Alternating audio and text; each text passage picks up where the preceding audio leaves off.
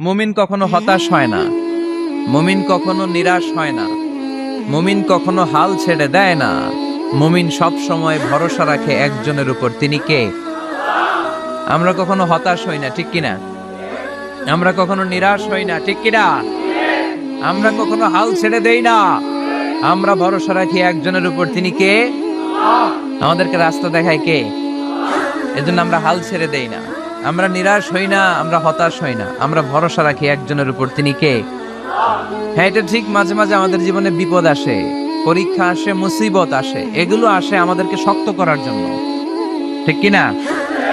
আমাদের কোমরকে সোজা করার জন্য, আমাদের পায়ের নিচের মাটিকে শক্ত করার জন্য।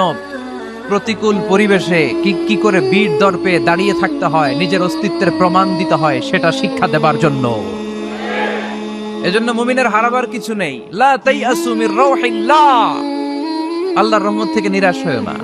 ইন্নাহু লা ইয়াইয়াসু মির রাউহিল্লাহি ইল্লাল কওমুল কাফিরুন, কাফের ছাড়া, মুশরিক ছাড়া, নাস্তিক ছাড়া, মুনাফিক ছাড়া কেউ কখনো আল্লাহর রহমত থেকে নিরাশ হয় না। আমরা সবসময় আল্লাহর রহমতের ভিখারি, আমরা সব সময় আল্লাহর রহমতের প্রত্যাশী। আমরা সব পরিস্থিতিতে ভরসা রাখি একজনের উপর, তিনি কে? তাহলে এটা হচ্ছে সেন্ট্রাল থিম, যে আমরা হতাশ হব না।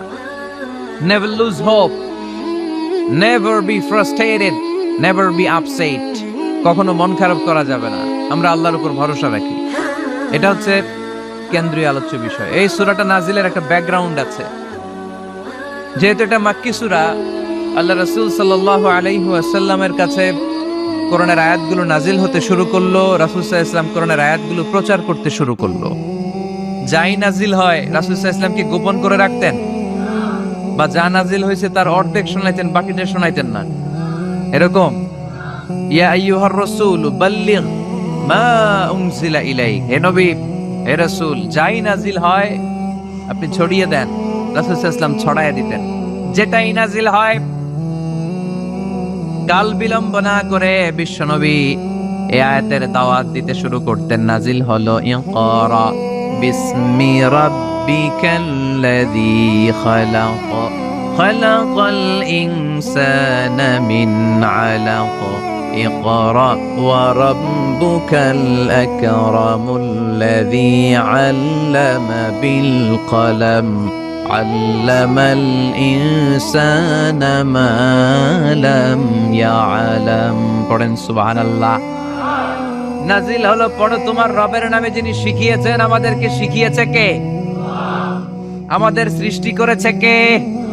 Read in the name of your lord who has created, পড়ো তোমার প্রভুর নামে যিনি শিখিয়েছেন। নাজিল হলো 5 আয়াত, আল্লাহ রাসূল সাল্লাল্লাহু আলাইহি ওয়াসাল্লাম পৌঁছে দিলেন। নাজিল হলো ইয়া আইয়ুহাল মুজাম্মিল কুমিল লাইলা ইল্লা কালিলা, বিশ্বনবী পৌঁছে দিলেন। নাজিল হলো ইয়া আইয়ুহাল মুদ্দাসসির কুম ফাআনজির, পৌঁছে দিলেন।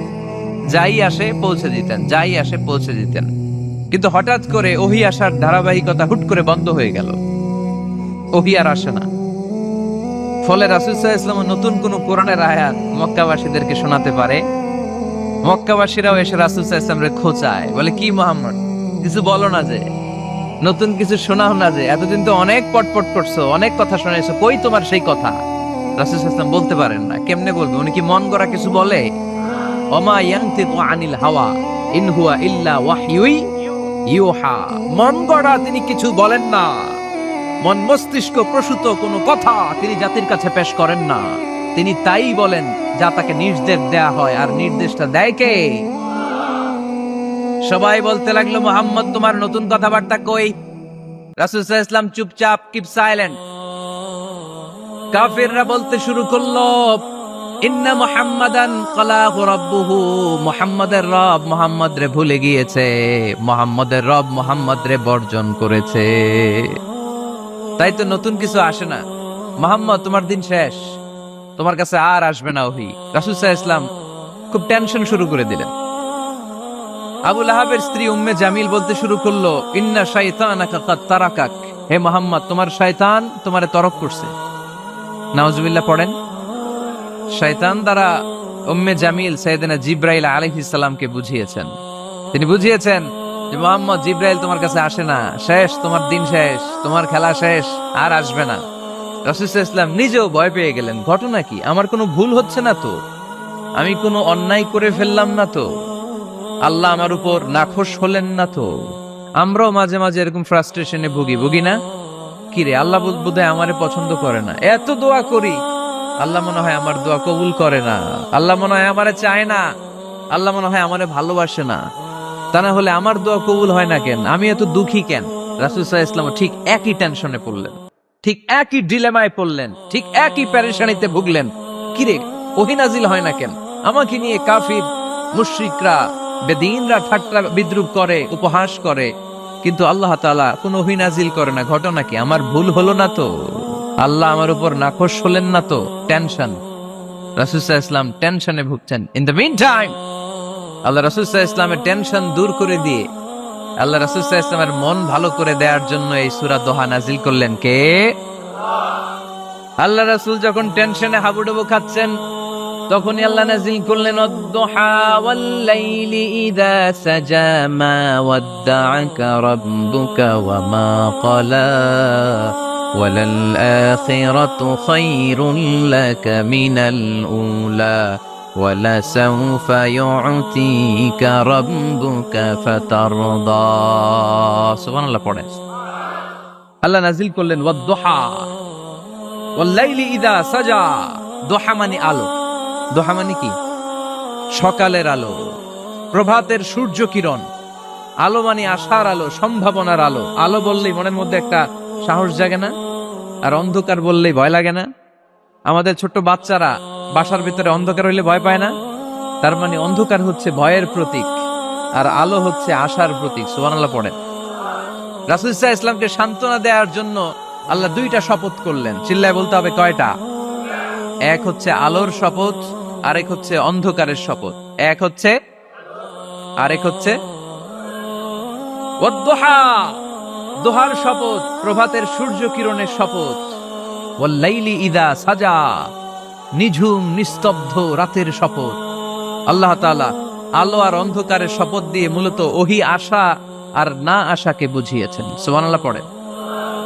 আলোকে আল্লাহ তাআলা ওহীর উপস্থিতির সাথে তুলনা করেছেন, অন্ধকারকে রাব্বুল আলামিন এই সূরার মধ্যে ওহীর অনুপস্থিতিকে বুঝিয়েছেন। আল্লাহ বুঝাতে চাইলেন, নবী আমি আপনারে ভুলি নাই। কেমন করে আমি আপনারে ভুলি? আপনি আমার হাবিব, ঠিক কি না? আপনি আমার খলিল না, আপনি আমার হাবিব। খলিল মানেও বন্ধু, হাবিব মানেও বন্ধু। ইব্রাহিম আলাইহিস সালাম ছিলেন খলিল, আর আল্লাহ রাসূল ছিলেন হাবিব। খলিল বন্ধু, হাবিব বন্ধু, কিন্তু খলিল মানে এমন বন্ধু যেই বন্ধু আল্লাহরে খুশি করার জন্য কাজ করে, আর হাবিব মানে এমন বন্ধু যেই বন্ধুরে খুশি রাখার জন্য আল্লাহ নিজেই কাজ করে। কি কাজ করলেন হাবিবরে খুশি রাখার জন্য? আজকে সব আমরা শুনবো। আল্লাহ বললেন ওয়াদ-দুহা ওয়াল-লাইলি ইযা সাজা, আলোর শপথ, অন্ধকারের শপথ। দোহা মানে আলো, প্রভাতের আলো।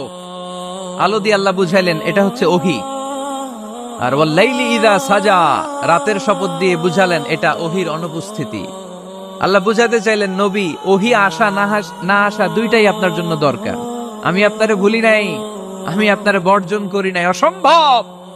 আমি আপনার উপর গোসা হই নাই, রাগ হই নাই। আমি ইচ্ছা করেই আপনার একটু বিশ্রামের সুযোগ দেওয়ার জন্য ইচ্ছা করে ওহী পাঠানো বন্ধ রেখেছি, কারণ ওহী রিসিভ করা সাধারণ কোনো বিষয় না।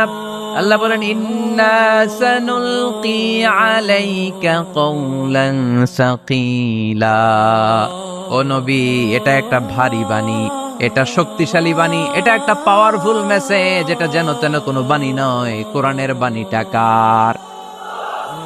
সব সময় যদি নবী আমি ওহী পাঠাই, আপনার কষ্ট হয়ে যাবে। আমরা সপ্তাহে সরকারি চাকরি যারা করেন 7 দিনে কাজ করেন কয়দিন? হ্যাঁ, 5 দিন। ছুটি কয়দিন? তো পুরা সপ্তাহ 7 দিনে যদি কাজ থাকতো করতে পারতেন? কথা বলেন। আবার 7 দিনে যদি ছুটি থাকতো ভাল লাগতো? আল্লাহ বুঝাতে চাইলেন, নবী লাগাতার যদি ওহী নাজিল করি, এটা রিসিভ করা, এই দাওয়াতটা যথাযোগ্য মর্যাদায় পৌঁছে দেয়া, এটা আপনার জন্য কষ্ট হয়ে যাবে। কারণ ওহী এটা সাধারণ কোনো বাণী নয়, এই বাণীটা কার? আল্লাহ রাসূল যখন ঘোড়ার উপরে কিংবা ওটের উপরে থাকা অবস্থায় কোরআনের আয়াত নাজিল হতো ওনার উপর। কোরআনের ভারে, কোরআনের পাওয়ারে ওটের পা গুলো, ঘোড়ার পা গুলো মরুভূমির বালির মধ্যে দেবে যেত।